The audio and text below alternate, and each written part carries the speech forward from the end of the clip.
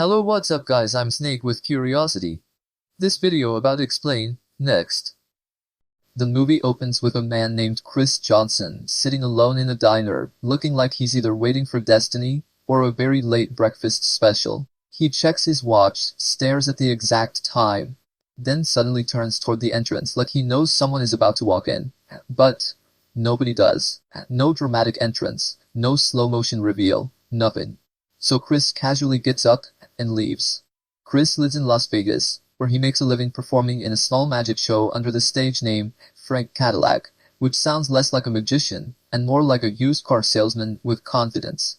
He steps on stage and starts doing prediction tricks, but the crowd is clearly not blown away. To prove he's the real deal, he invites a young woman from the audience to help. Chris predicts the exact second her necklace will fall into her drink, and right on cue, splash, it happens exactly when he said it would. The audience applauds, assuming it's just a slick trick. What Chris doesn't know is that two FBI agents are sitting in the audience watching him very closely, because Chris has a secret talent. He can see into his own future, but only about 2 minutes ahead. It's basically the world's weirdest superpower, but surprisingly useful. Since the magic show barely covers rent, Chris spends his free time gambling in casinos, but he's smart about it. He only places small bets and wins modest amounts, making sure he never hits a jackpot or attracts too much attention. Unfortunately for him, the casino is already watching. On this particular day, the security team, led by Roy Ball and his partner Davis, tracks Chris through the CCTV system, trying to figure out if he's cheating. He's not counting, not off the top of a 5-deck shoe. Isn't it that 2-bit magic act over at the back page? What's his name? Yeah, it's Frank Cadillac. Is he pulling tricks on us? Is that legal? You can't trick the deck. I'm telling you, that little prick knows what's coming. If he's running that system, why is he not betting more? That's going to be my second question. Look at that. He's looking right at us. It's like he can hear us. What table was that? Completely rattled, Roy Ball orders his team to move in and bring Chris in immediately. But Chris has already seen this coming. He leaves the table and heads to the cashier to cash out his chips.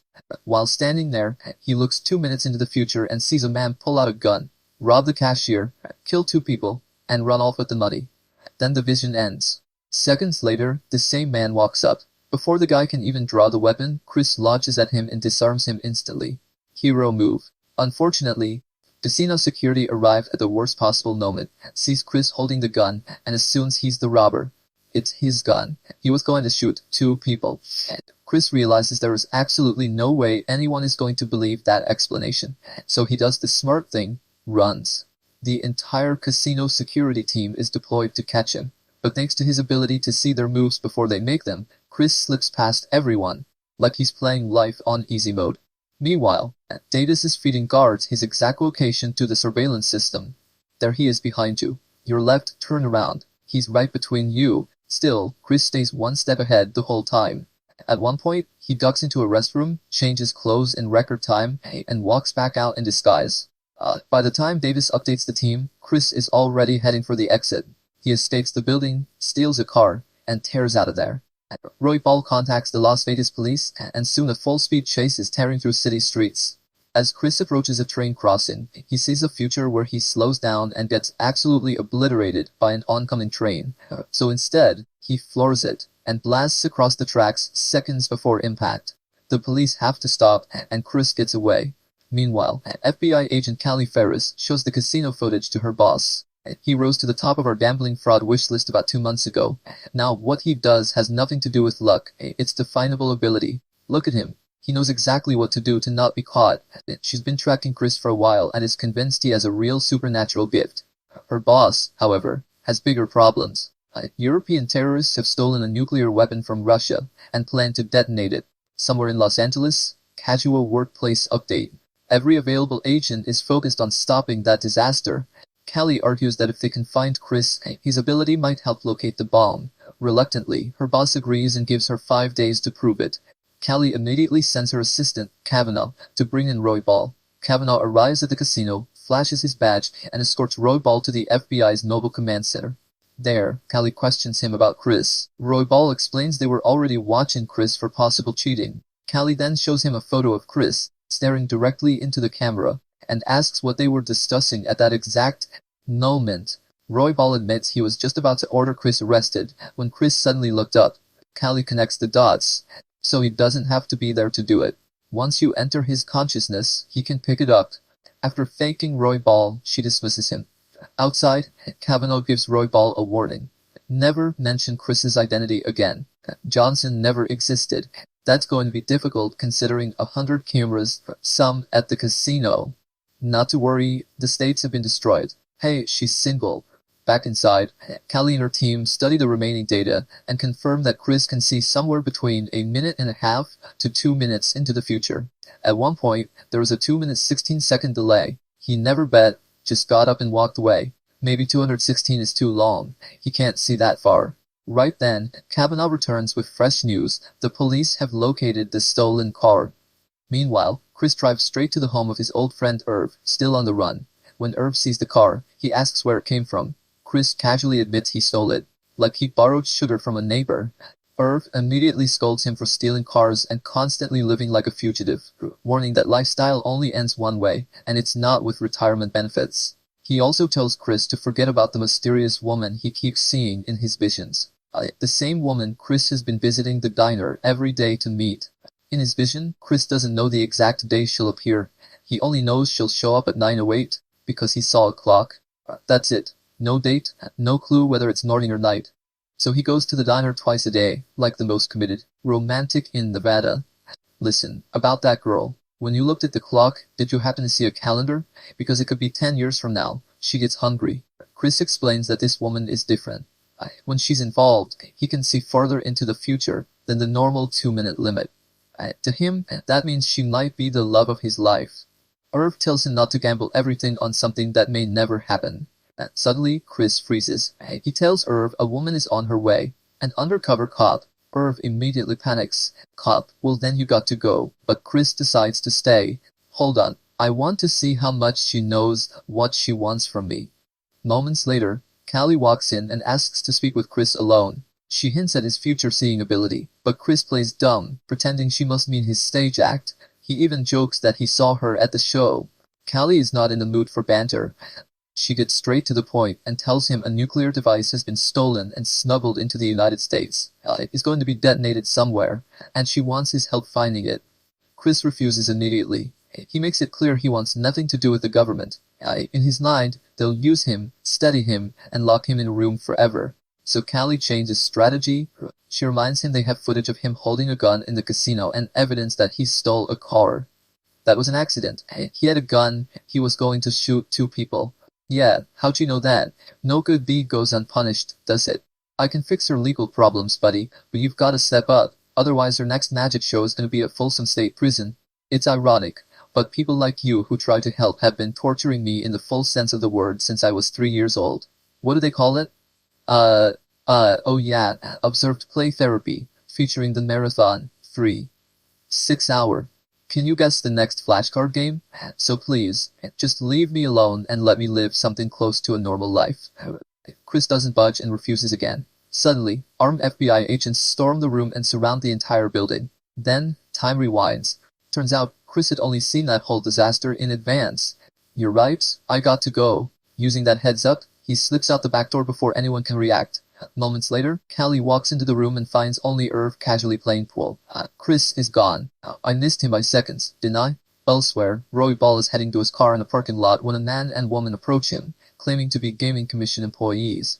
They ask what he knows about Chris Johnson. What can you tell us about Chris Johnson?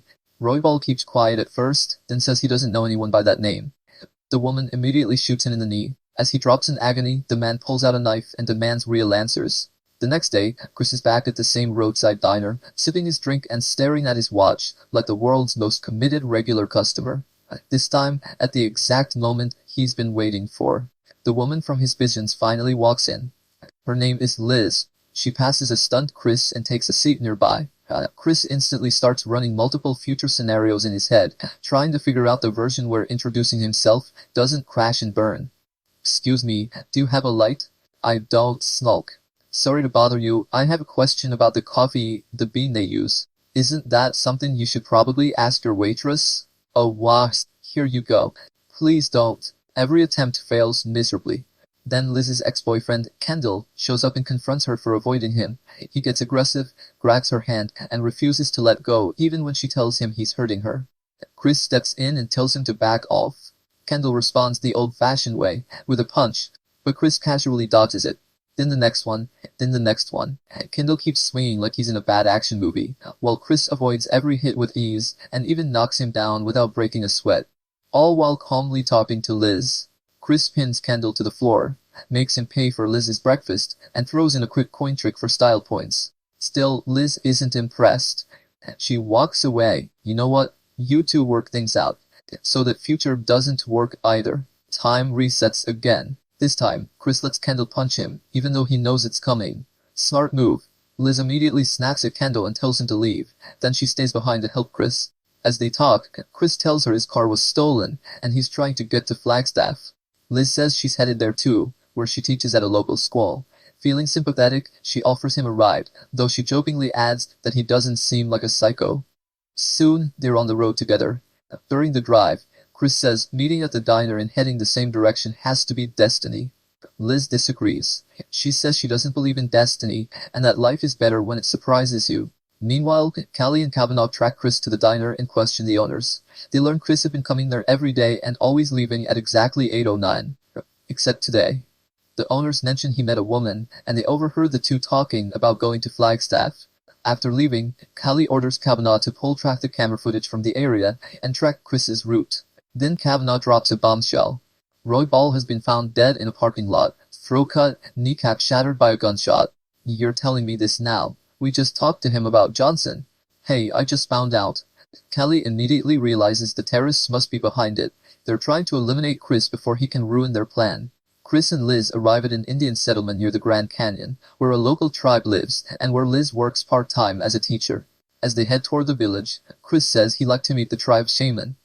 Liz pulls out a small gift and explains it's for one of her students' birthdays. The second the children see her, they sprint over and hug her like she's a celebrity. Later, she sits with them while they teach her words from their native language. One of the kids innocently asks if Chris is her boyfriend, pointing out that he keeps staring at her. Liz looks up and catches Chris admiring her from across the way. Smooth. Chris walks over and performs a magic trick for the birthday boy, delighting the kids and finally impressing Liz, too. After leaving the settlement, Liz asks where he learned magic. Chris explains that he performs in Las Vegas under the stage name Frank Cadillac, a name inspired by the two things he loves most, Frankenstein and Cadillacs. Honestly, weird combo but memorable. They continue driving, but soon heavy rain starts pouring down. Liz dozes off and ends up asleep on Chris's shoulder while he drives. When she wakes up, she apologizes and comments on how hard it's raining. Not long after, they reach a blocked section of road where construction workers explain that flooding has washed the road out. You want to spin around and go back about 2 miles. Take your second left. There'll be a motel there called Cliffhanger. Thanks. With nowhere else to go, Chris and Liz head to the nearby motel for the night. Meanwhile, back at the FBI office, Callie is at the shooting range when Kavanaugh arrives with new information. After reviewing traffic camera footage, they've positively identified Chris. Using the legendary movie technology known as Zoom and Enhance, they spot the permit number on the car and request Liz's vehicle be tracked. Back there, zoom in. That's a permit track it and finder. Isolate vector A6, rotate, zoom in, remove occupant frisk, enhance pants vector D7. Isolate pocket contents, enhance. Meet me at the strip club tonight. If it all goes down, Zox VB. Back at the motel, Chris helps Liz get settled into the room and lights the fireplace to keep her warm. Liz points out there's only one bed. Chris assures her he'll sleep in the car instead. Liz gives him a blanket and they say goodnight. Later that night, Liz looks out the window and sees Chris sleeping in the car. She immediately feels guilty. The next morning, at a port, the terrorists unload shipping containers. Inside, one of them is the stolen nuclear device. They assemble its components and test the activation system. The same men who killed Roy Ball report back to their leader, the head of casino security. What did you learn from him? For a macho guy, he screams like a girl, but he was questioned by federal agents looking for Chris Johnson. Yes, you said they haven't found him yet. Do you believe this underscore we can see things before they happen? It makes no difference what I believe. We're wasting our time looking for some magician. Look, we spent 2 years setting this up. And that man out there is worried all this will be compromised by Johnson. Why are the same authorities that are looking for us so interested in him? Get rid of him. Do it now? Meanwhile, at FBI headquarters, Kavanaugh informs Callie that they've tracked Chris and Liz to a motel in Flagstaff. He found an Arizona DOT foreman who remembered the Land Cruiser. Why would he do that? Well, the road was flooded. He was about to suggest a place to stay. Johnson already knew, right? Exactly. Before they can move, Callie is called into an emergency briefing. During the meeting, Director Wisdom announces that the highest level nuclear alert has just been issued. He tears into the team over their lack of progress, reminding everyone the bomb could go off at any moment. Callie steps forward and demands full resources plus a capture team to arrest Chris Johnson, insisting Chris is the key to finding the bomb before it detonates in Los Angeles. The director agrees. The FBI mobilizes every available force. And unknown to them, the terrorists are already watching their every move. The terrorists have already made their move. After killing the original tenant, they place a spy inside an apartment with a perfect view of Callie's office. Their leader, Smith, tells his men to follow Callie's team, convinced they'll lead him straight to Chris. They lead us straight to Johnson. Back at the motel, Liz steps out of the bathroom wrapped in a towel, and Chris forgets how blinking works. He can't help staring. Trying to recover smoothly, he charms her by quoting an Italian painter to describe her beauty, then seals the moment with a magic trick, turning a piece of paper into a rose. He hands it to her. They kiss. Meanwhile, Callie arrives in Flagstaff by helicopter. Her team updates her on the surveillance operation and confirms they have a clear view of the motel. She orders them to coordinate with local police and lock down the area.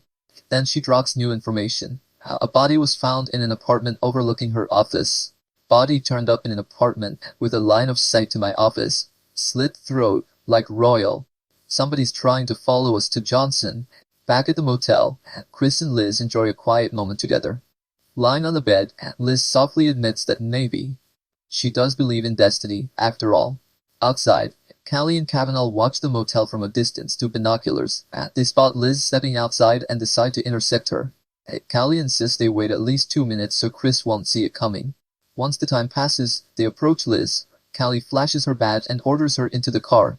Inside the vehicle, they show Liz the casino footage of Chris holding a gun. Callie paints him as a dangerous criminal, a manipulative sociopath, only using Liz to stay ahead of law enforcement. Liz is shaken and can barely process what she's hearing. Then Kavanaugh asks for her help capturing him. He hands her a bottle of pills and tells her to slip one into Chris's drink. It'll knock him out so they can arrest him safely. But there's one catch. She has to wait 2 minutes after Chris leaves the room before doing it. Under intense pressure, Liz finally agrees and takes the pill. Nearby, the terrorists quietly watch everything unfold and report back to Smith. Now they're letting her go. Liz returns to the motel room and greets Chris like nothing happened. She gives him clothes she bought for him. He thanks her and kisses her. But after the kiss, Chris senses something is wrong and asks if she's okay. Liz denies it and casually suggests he take a shower while she makes breakfast. As Chris showers, Liz keeps checking her watch, waiting for the exact second to drop the pill into his drink. At the same time, Callie stares at her own watch inside the surveillance van, ready to move. Not far away, Smith and his men are positioned nearby with a sniper trained on the building. The second 2 minutes pass, Liz drops the pill into Chris's drink. When Chris comes out of the bathroom, she hands it to him. But just before he takes a sip, Liz breaks. She stops him, hugs him, and quietly tells him everything Callie and her assistant said. Then she asks if it's true. Chris doesn't answer right away. Instead, he turns on the TV and cranks the volume up, blocking the FBI from listening in. Then he calmly asks how long the pill is supposed to take to work.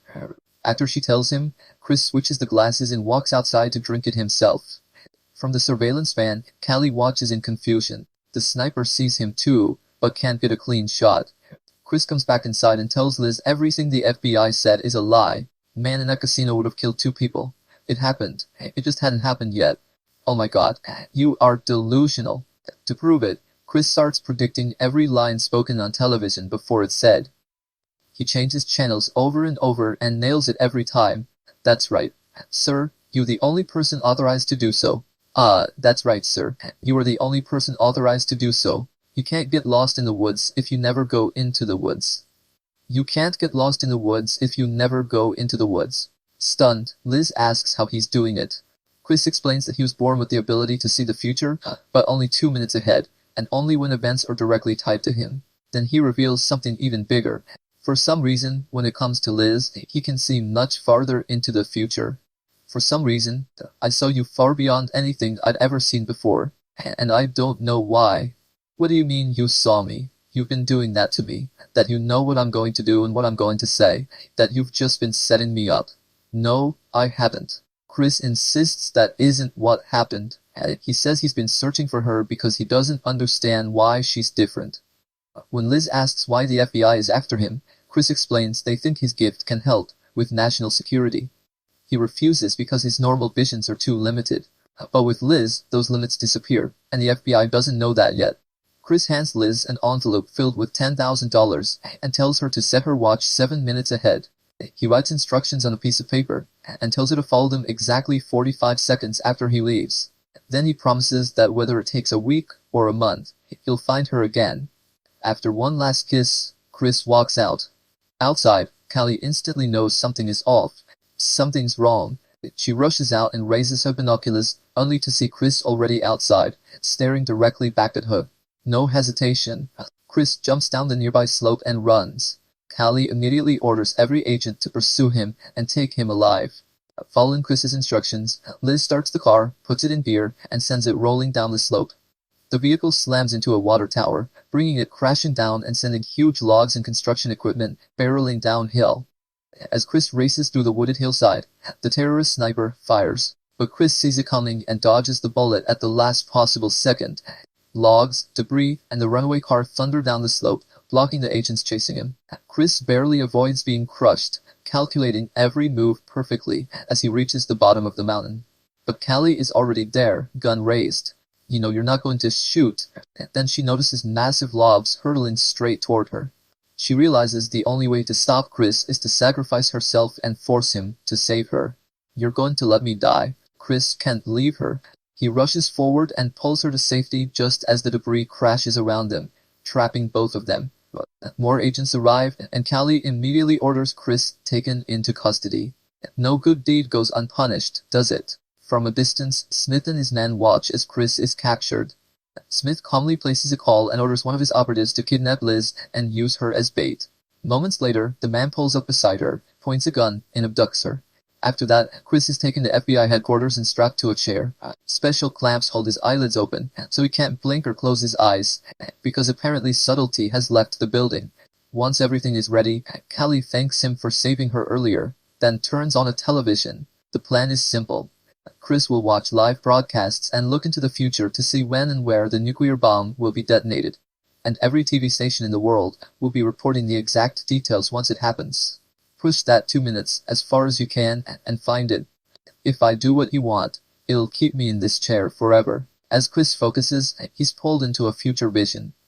In a news report set 2 hours ahead, reporters reveal that a woman has been strapped to explosives, tied to a wheelchair, and abandoned on top of a parking garage. To Chris's horror, the woman is Liz. He watches as bomb squad officers carefully approach, trying to save her. Then suddenly, the terrorists detonate the bomb. Liz is killed instantly. Panicked and overwhelmed, Chris snaps back to the present. Callie immediately asks what he saw, but Chris refuses to tell her. Instead, he says he can help them more if they get him out of that room first.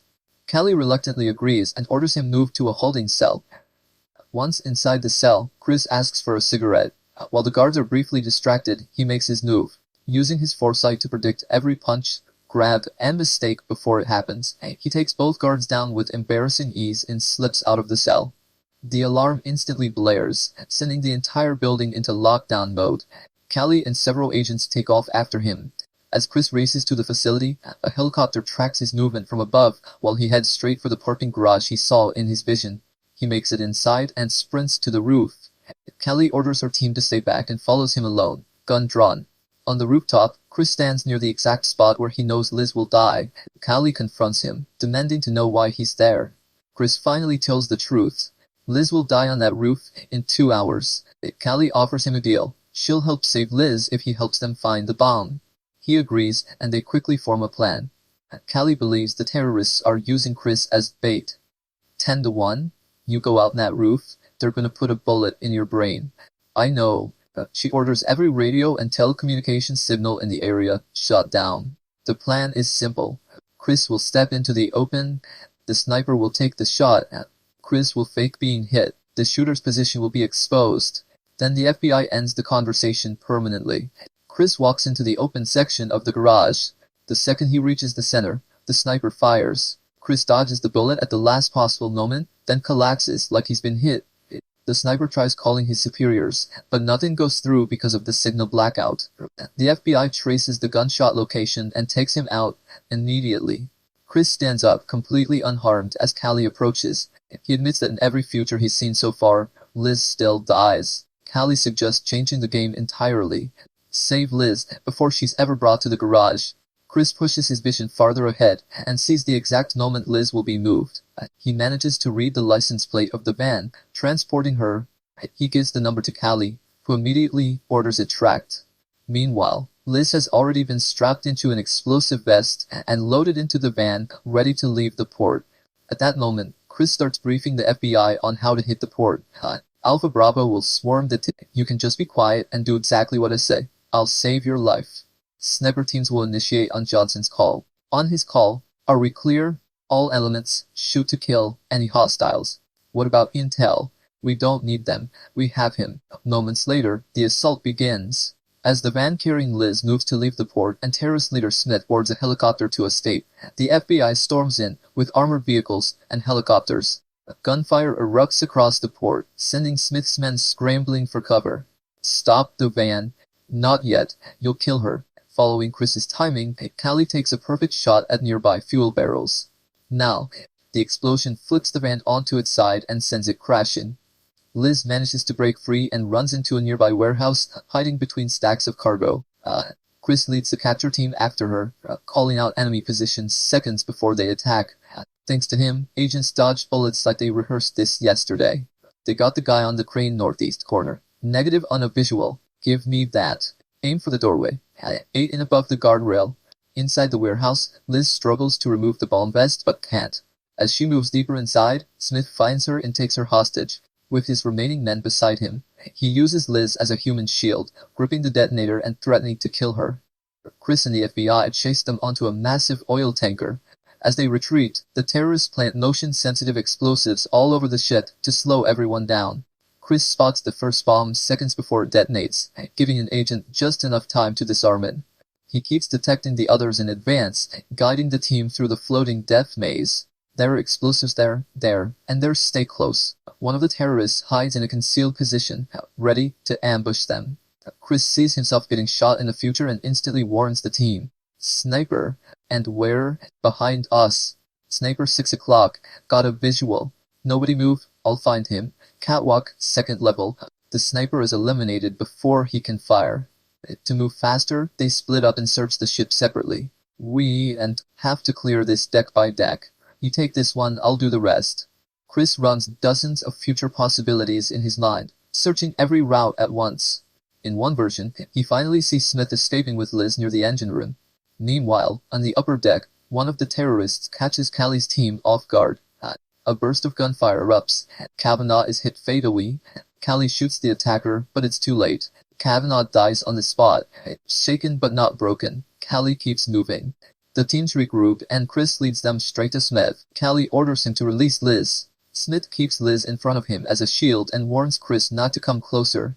Chris races to every possible future and finds the only version where Liz survives. Then he asks Callie one question. How good are you with that gun? Barry and Chris steps forward. Smith opens fire, but Chris predicts every shot and dodges them all, until the gun clicks empty. Smith lunges for the detonator. Callie shoots it out of his hand, then fires again and kills him. Liz is finally rescued, and the bomb vest is removed. But Callie tells Chris they're not done. The nuclear device is still missing, and it has already been activated somewhere. Chris is brought to a seismograph designed to help detect where the blast will happen. He stares at it and looks into the future. Then his face changes. He realizes the horrifying truth. Liz was never the real target. She was the distraction. While everyone was busy saving her, the bomb was set to explode somewhere else. I made a mistake. It's happening. When? Now. A massive shockwave rips through the city, destroying everything and killing millions. Then, time snaps back. Everything we just watched was another future vision. Chris is still lying in bed beside Liz at the motel. He now knows what has to be done to stop that future. So he makes the hardest choice of all. He calls Callie himself and says he'll fully cooperate and help find the bomb. But only on one condition. Liz stays completely out of it. Callie agrees and says she's on her way. Chris wakes Liz and tells her he has to leave. She asks if he'll come back. Chris promises he will, even if it takes a week or a month, and asks her to wait for him. Liz agrees. They share one final kiss. Moments later, Chris stands outside. Callie arrives. She asks if he's ready. Chris nods, gets into the car with her, and they drive away. And that's where the story ends. If you like this video, please like and share this video, and subscribe to our channel for any comments and suggestions. Please let us know in the comments.